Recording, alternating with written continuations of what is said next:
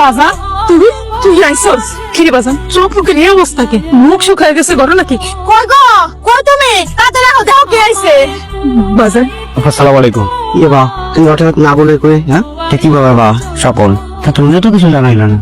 আসলে হয়েছে কি হঠাৎ করে ছুটি পেয়ে গেছি, ভাবলাম দেশে তো যাবই, রাসেলের সাথে করে নিয়ে যাই, তারপরে ওরে জোর করে নিয়ে আসলাম।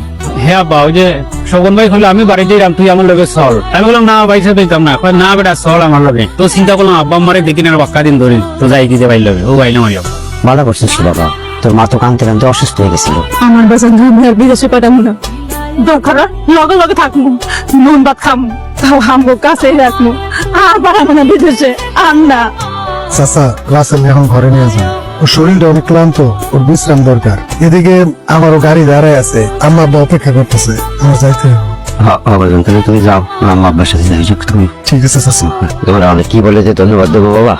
জান শোন ভাই ভালো থাকেন, আর আমরা আগে মাঝে মাঝে দীক্ষা দিই। হ্যাঁ তুমি বিদেশ থেকে আইসা করছো, আমার তো একটা জানাইলে না।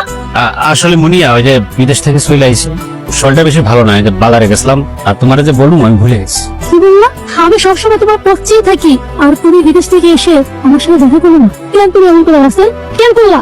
আসলে দেখো মিয়া আমার একটু তাড়া আছে, আমার বাড়ির যেতে একটু তাড়াহুড়ো আছে, আমি তাহলে এখন যাই। তোমার সাথে আমার কথা আছে, আমি এখন বাসা থেকে বের হতে পারি না, সামনে শুক্রবার আমার বিয়ে ঠিক করছে, আর তোমার আমার সাথে কথা বলার সময় নেই। ভালো হয়েছে তো, খুব ভালো হয়েছে, তুমি এটা করে নাও। কি বলছো তুমি এসব?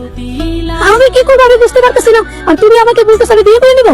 দেখো মুনিয়া তোমার ভাই ভাবি যে সিদ্ধান্তটা নিছে এটাই তুমি মাইনে নাও, কোথাও দিয়ে আমার তুমি পেরা দিও না। কেন আমার পরিবারের কথা মেনে নিবো? তুমি না বিদেশে যাওয়ার আগে আমার হাত ধরে কথা দিছিলে যে তুমি কোনোদিন আমার ভুলে যাবে না, বিদেশ থেকে এসে আমাকে বিয়ে করে তোমার বাড়ি নিলে। সেদিনকার কথা তুমি ভুলে যাও, বাস্তবতা বড় কঠিন মুনিয়া। তুমি কি পিছনে সব কথা ভুলে গেছো? তুমি না বলেছিলে তোমাকে ছাড়া যদি আমার অন্য কারোর সাথে বিয়ে হয় সেদিনকে তোমার জীবনের সুখ যাত্রা হবে? ওসব আবেগের কথা ছিল মুনিয়া, বাস্তবতা না। আমার পক্ষে তোমারে বউ মানানো সম্ভব না। তুই এত বড় খারাপ, তোর মতন কোথাওকে ভালোবাসাই ছিল আমার জীবনে সব থেকে বড় ভুল। তুই তো আমার জীবনটা নষ্ট করে দিবি। আমি যদি আগে জানতাম তুই এত বড় একটা প্রতারক, আমি কোনোদিন তোর ভালোবাসতাম না। সাও আমি বাড়া প্রতারক, তুমি বিয়ে করে তোমার নিজের জীবনটা সুখে কাটাও। আজকের পরের থেকে তোর সাথে আমার আর কোনো সম্পর্ক নেই, আমি বলেই যাবো তোর মতো প্রতারকের কথা। ঠিক আছে, থাক তুই তোর মতন করে, আর আমার মরণের খবর শোনার জন্য রেডি হোক।